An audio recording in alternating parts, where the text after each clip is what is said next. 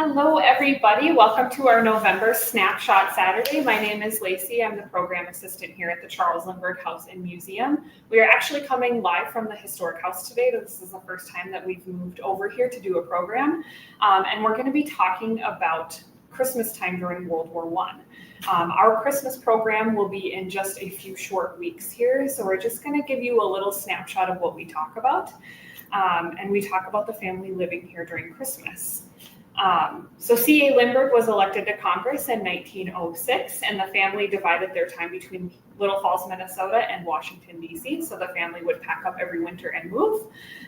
When World War I broke out, however, that changed. They had to return to Little Falls full-time, and they decided to contribute the war effort. So we'll focus on Christmas during World War I at the Lindbergh farm here in Little Falls. Despite growing up here in Minnesota, this would be the first Christmas that Charles actually spent on his family farm. So decorations during Christmas, during that era were a lot different than what we see today. We don't have mass-produced bulbs like we see. So things like this would be on family Christmas trees. This is a Swedish paper chain. They also had regular paper chains, as you can see here. And they also would have strings that were made of popcorn and cranberry. So they would wrap them around their Christmas tree. This was done mostly as a protest to Germany. During World War I, there was a bunch of embargoes on German-made goods, and Germany produced the most glass ornaments during this time. So people decided to just decorate their trees with handmade items. Other common handmade ornaments were oranges that were studded with cloves, and that would make the house smell nice. And there were also small paper dishes for Santa to leave sweets in that would be sprinkled around the tree as well. During World War I, food rationing became really widespread. As you can see here from this food schedule, it was a voluntary program and applied to a limited range of goods such as sugar, wheat, meat, and fats. The government encouraged Americans to ration their food through propaganda and social pressure that urged citizens to only buy what they need and avoid overeating during the holiday season. The Food and Fuel Consumption Act was passed to help control food prices and prevent hoarding, especially of essential items like wheat and sugar. So from this food schedule, you can see on Mondays there were meatless and wheatless, and this would continue down every day of the week.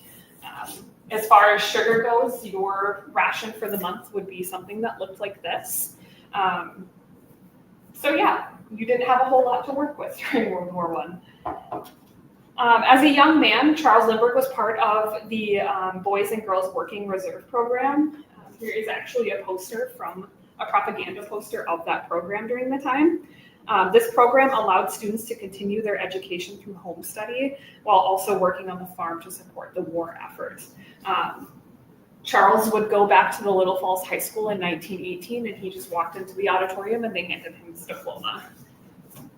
So Charles would operate the family farm with a tenant farmer, focusing mainly on dairy production. He also raised chickens for market along with geese and ducks. While the exact number of chickens he raised is unclear, later in life, Charles estimated that number would be around 1,000 chickens. So what would happen is he would raise them here on the farm, and then they would cart them to Minneapolis. So like I said, that's just kind of an overall snapshot of what our Christmas program looks like. For the bulk of the program, we go around the world and we talk about places that Charles has either visited or lived in, and we talk about the Christmas traditions of that particular country. So we'll go to places like England in the 1930s, France in the 1920s. We come back to the United States during World War II. Christmas traditions were different than World War I. So come to the museum and find out more about how we celebrated Christmas during wartime. And then we also have the Philippines and Switzerland as well. So if you want kind of an immersive experience of what Christmas looks like around the world, come join us at the end of the month and the first weekend of December. We are here Friday, Saturday, and Sunday, and we are open 10 to 5. And tours leave every hour on the hour. So we hope to see you soon.